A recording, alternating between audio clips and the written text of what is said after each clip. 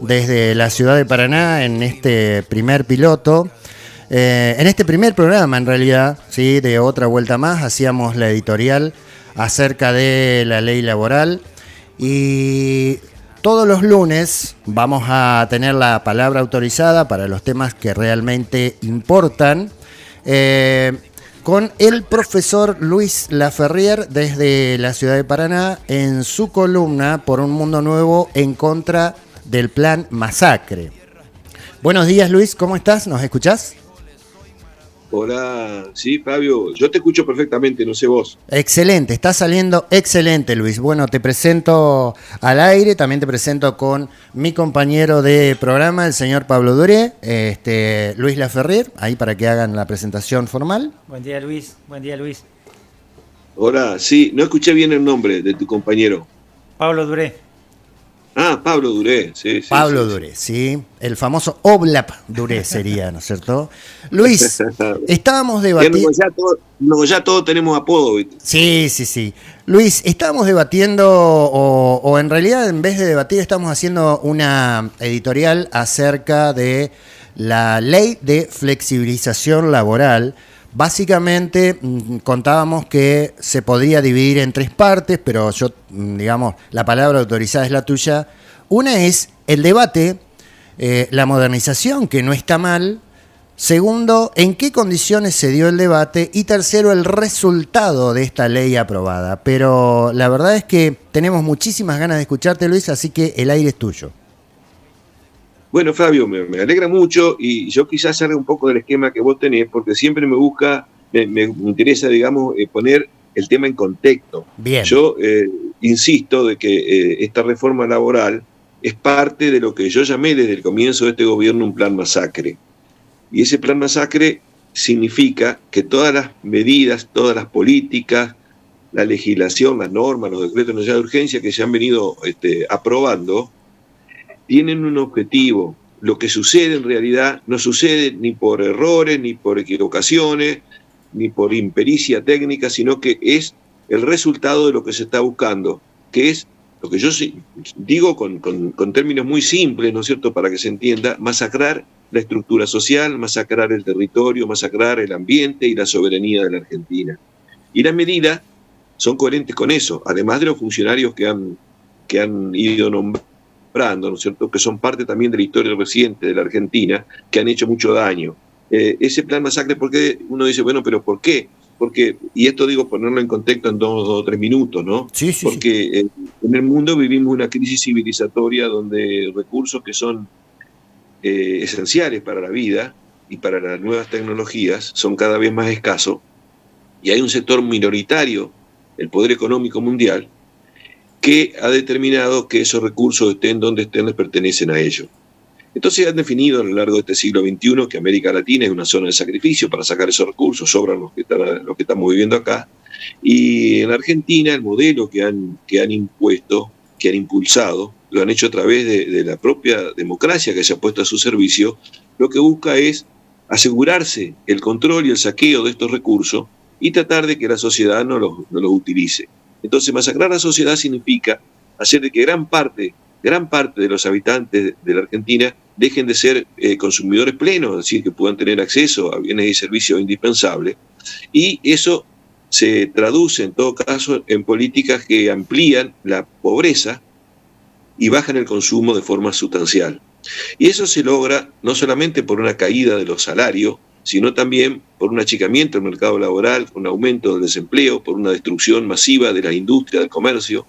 Y esto es lo que estamos viendo en este momento. Ahora, el tema es que buscan medidas estructurales de manera que no se pueda volver atrás. Y esas medidas estructurales significan, por ejemplo, la reforma laboral, que es sacarle los derechos que ha ido perdiendo, lo que le queda, ¿no es cierto?, de los derechos a los trabajadores y transformar a los trabajadores en esclavos. Cuando este gobierno vuelve a acudir al Fondo Monetario, después de lo que hizo Macri, ¿no es cierto?, endeudarnos sin límite, nos endeudamos para traer dólares baratos para que ellos mismos se los lleven, ¿no es cierto?, con especulación. Nos volvemos a endeudar con el Fondo Monetario, y el Fondo Monetario cuando nos presta, en esta segunda oleada, digamos, la oleada de Milei, nos presta y nos dice, bueno, nosotros le prestamos, pero acá ustedes tienen que hacer 3 reformas básicas.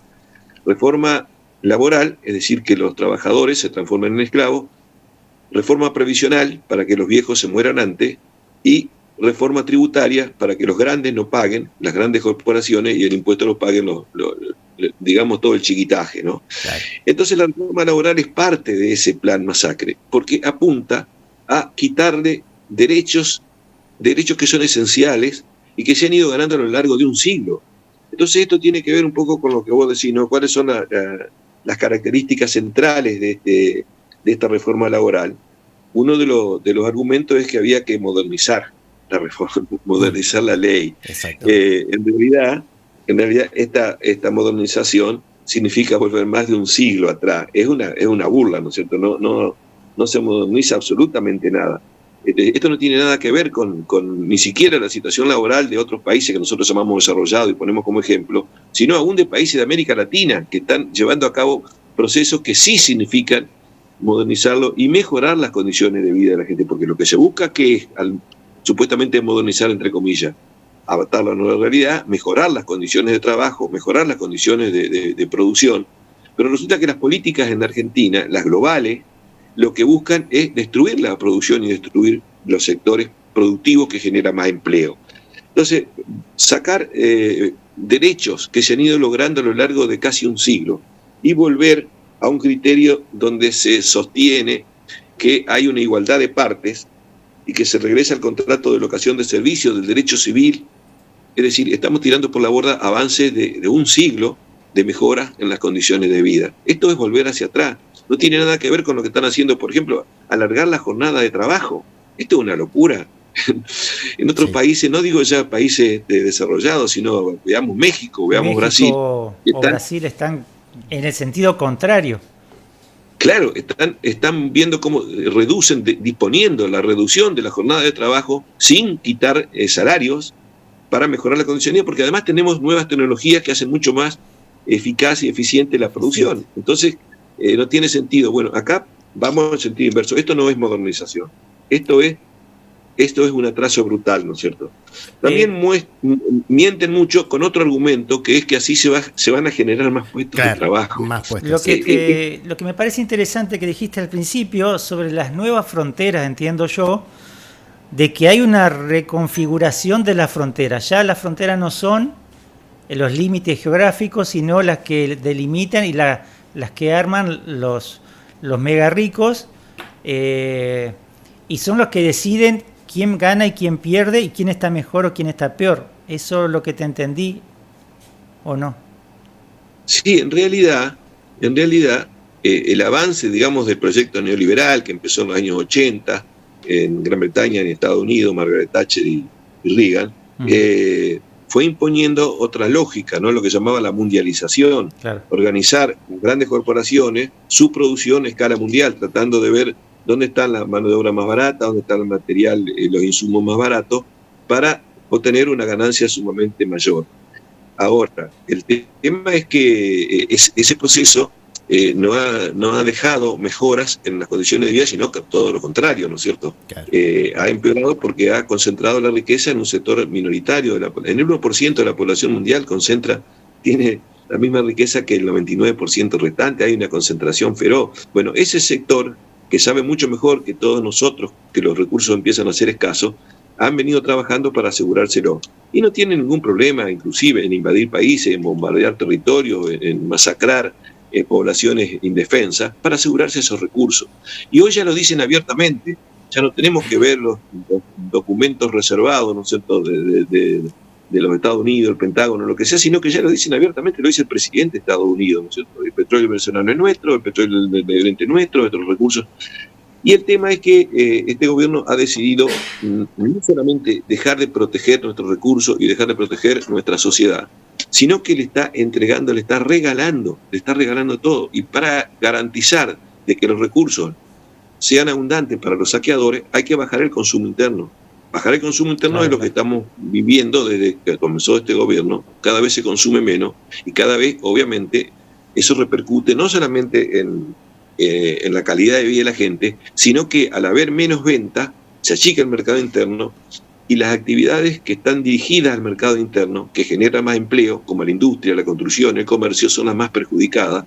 Y eso no solamente perjudica a los trabajadores, sino que deja muchos desocupados y además destruye empresas. Empresas que han llevado décadas y quizás más de medio siglo para conformarse. Desaparecen en muy poco tiempo. Es imposible sobrevivir, ¿no es cierto? Y ahora con la política de bajar los aranceles de importación y hacer el dólar barato, prácticamente estamos promoviendo la importación, es decir, promovemos el trabajo de afuera y destruimos nuestras fuentes de trabajo. Fíjate vos qué inteligente, ¿no? ¿Cómo juega en esto la reforma laboral? Bueno, de esta forma lo que se hace es que todo lo que se ha perdido de trabajo formal, que llevamos ya casi 300.000 empleos formales destruidos con este gobierno, son 300.000 familias que se quedan en la calle sin laburo y sin posibilidades de volver a tener ese empleo formal con todos los derechos, ¿no? Pero además ahora lo formal le quita derechos, es decir, lo hace informales. En lugar de mejorar las condiciones para que la gente viva mejor, lo que hace es que los que todavía no han perdido todos los derechos les sigan perdiendo. Entonces, ahí es donde nosotros vemos, sí. Yo te pregunto, el gobierno aduce que con esta reforma lo que está haciendo es reconfigurando el país a un país de industria, a un país de servicios.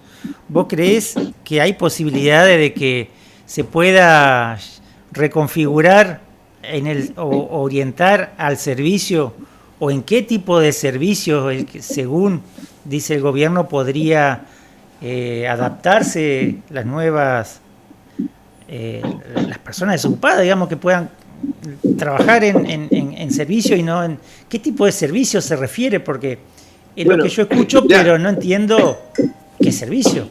Mercado Libre. No, mira, para empezar, ¿no es cierto? Para empezar, yo siempre lo digo y digamos, lo sostengo, lo defiendo, porque todos los argumentos del mundo, que este gobierno, además de ser un gobierno que está lleno de estafadores, de coimeros, de narcos, de crueles y entreguistas, son sumamente mentirosos, son hipócritas y mentirosos. Mienten siempre. Entonces no vamos a creer lo que dice, porque son cosas burdas, ¿no es cierto? Como nos dicen, por ejemplo, que ha bajado la pobreza, que son exitosos. Ser exitoso es hacer esta masacre. Bueno, entonces uno dice, ¿qué servicios, qué actividades han crecido en estos 2 años? Ha habido un crecimiento, dice, en el año 2025, que terminó hace poco, dice, bueno, ha habido un crecimiento alrededor del 4%. Claro, pero en ese 4% hay algunos sectores que crecieron mucho, por ejemplo, los sectores del extractivismo depredador, la megaminería, el petróleo, la energía, los agronegocios y la actividad financiera. O sea, los sectores que están comandados por las grandes corporaciones, por el capital financiero, usurero internacional, eso ha crecido y no genera casi empleo. En cambio, ha seguido cayendo y se mantiene muy baja la actividad industrial, la actividad comercial y la construcción. Ahora, los servicios. ¿Qué servicios podemos nosotros aspirar a vender y a exportar al mundo cuando estamos destruyendo todo el sistema científico-tecnológico y estamos destruyendo las universidades nacionales? Cuando estamos tratando de lograr que la sociedad argentina sea pobre, pero además sea inculta y que no tenga educación. ¿Qué servicio podemos hacer? Es decir, no. Acá estamos destruyendo el mercado interno, y si no hay mercado interno, lamentablemente esta es una noticia para los empresarios pequeños y medianos que creen que la legislación laboral le va a mejorar la vida. Al contrario, esta es parte de ese plan que es achicar el consumo para que solamente sean viables las grandes actividades de exportación. Y eso no lo podemos hacer ni vos, ni yo, ni un pequeño empresario. Es decir, ¿quién puede poner una mega minera? ¿Quién puede poner 2.000 millones de dólares? ¿Quién puede? Y bueno, son muy pocos, ¿no es cierto? ¿Cuántos bancos van a quedar? Son las grandes corporaciones las que van a sobrevivir y no hay posibilidades en este marco, con este gobierno, de que nosotros tengamos futuro. La legislación laboral le está quitando derechos. No hay ningún artículo que mejore en algún momento las condiciones de los trabajadores. No hay ninguno, todos le quitan derechos.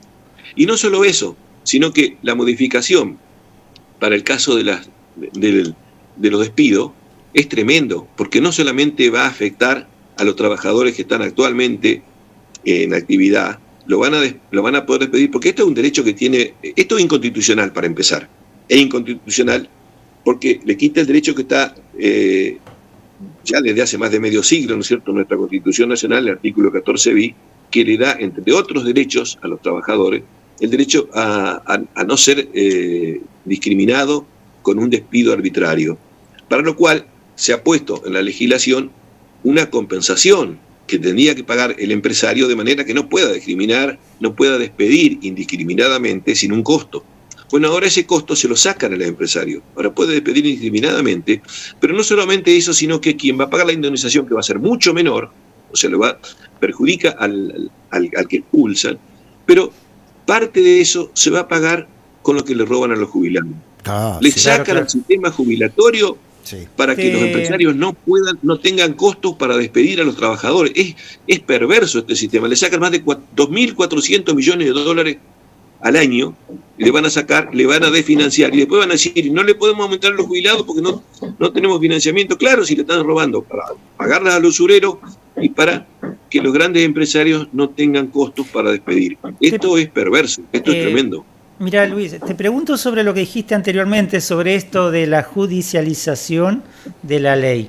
Yo escuchaba a la CGT que, bueno, dice no quiere hacer paro porque ya estaba todo cocinado, que los votos lo tenían, así que era como no valía la pena. Bueno, eso se podrá discutir. Y lo entiende lo que dicen es que ahora se viene una etapa de judicialización de la ley, porque al ser regresiva y por ley supuestamente no se pueden sancionar leyes nuevas que sean regresivas para el trabajador. Ahora, ¿es posible de que tienen alguna chance de que se pueda revertir mediante juicio? Mira, vos dijiste otro tema que se me había pasado por alto, y es que otro de los argumentos para modificar la ley es que se decía que la actual legislación, la que se va a modificar, promueve la industria del juicio laboral. Sí. Bueno, eso es otra gran mentira. Es falso porque no significa casi nada los juicios laborales que existen en este momento, que son menos del 2% del personal ocupado. Más específicamente, el 1,70% del personal ocupado ha ido a juicio. Y los juicios de esos, la mitad son a la RT. Es decir, que no ha habido paz. Ahora, con esta legislación que viola la Constitución Nacional y que viola acuerdos internacionales que tienen un rango legislativo mayor que la ley interna, o sea, es violatorio, obviamente que va a haber mucho más litigiosidad. O sea, va a haber mucho más juicio. El tema es cómo se va a comportar la justicia, claro. Porque últimamente el argentino es un sistema de injusticia, porque realmente no respeta nunca a las partes, sino que va más a beneficiar a las partes más poderosas.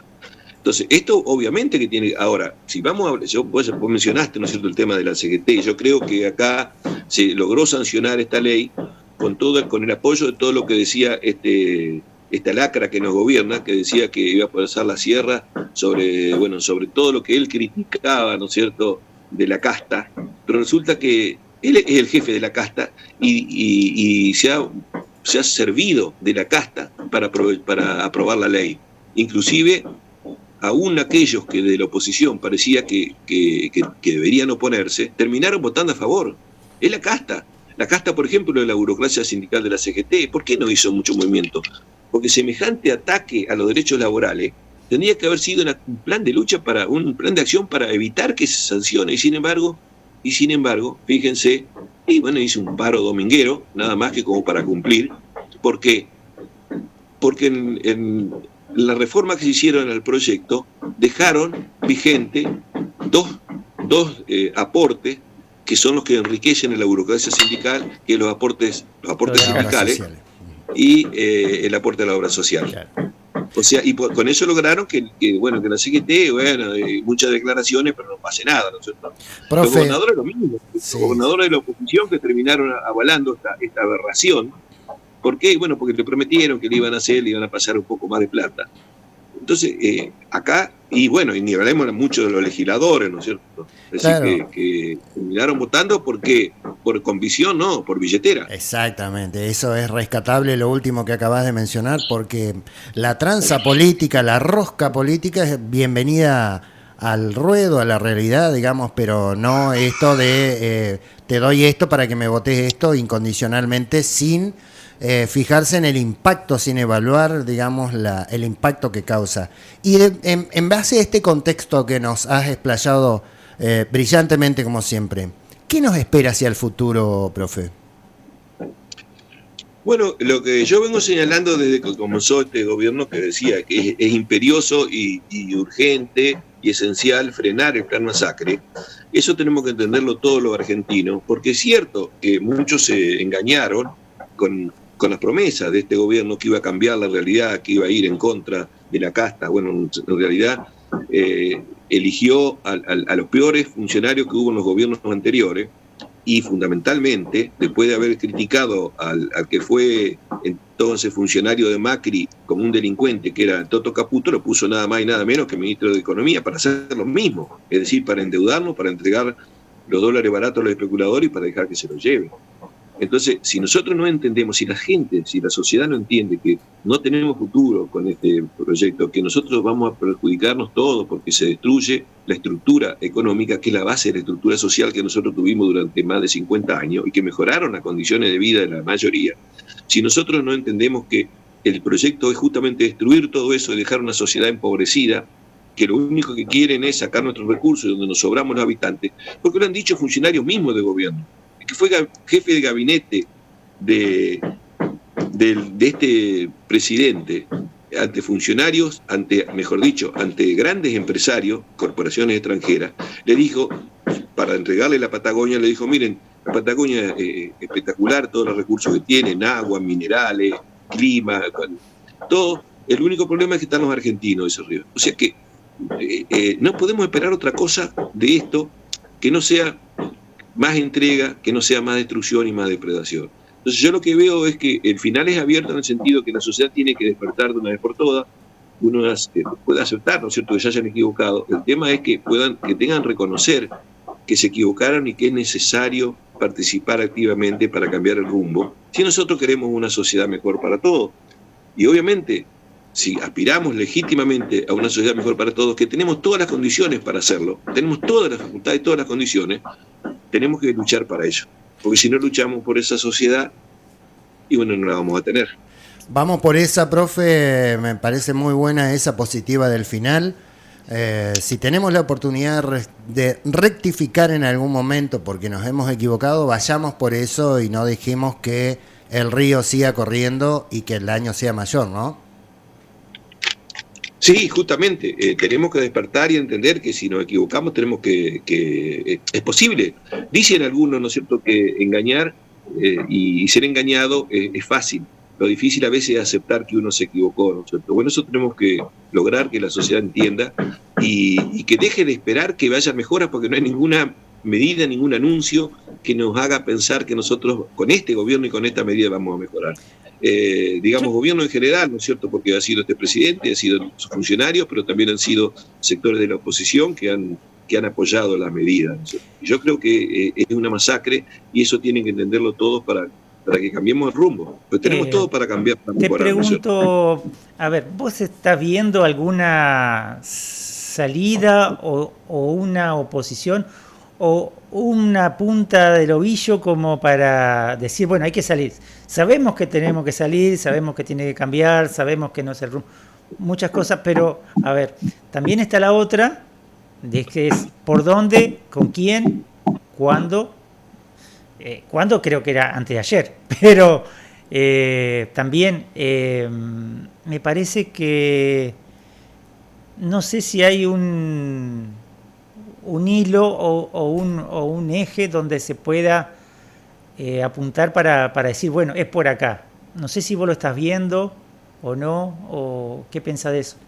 Mira, yo lo que percibo son dos cositas. Por un lado, la falta de, en todo caso, de toma de conciencia de las conducciones de todas las instituciones, ¿no es cierto?, fuerzas políticas, sociales, gremiales, que no entienden que la esencia de este plan, que esto vienen por todo y vienen a generar cambios irreversibles, los cuales después es muy difícil modificar.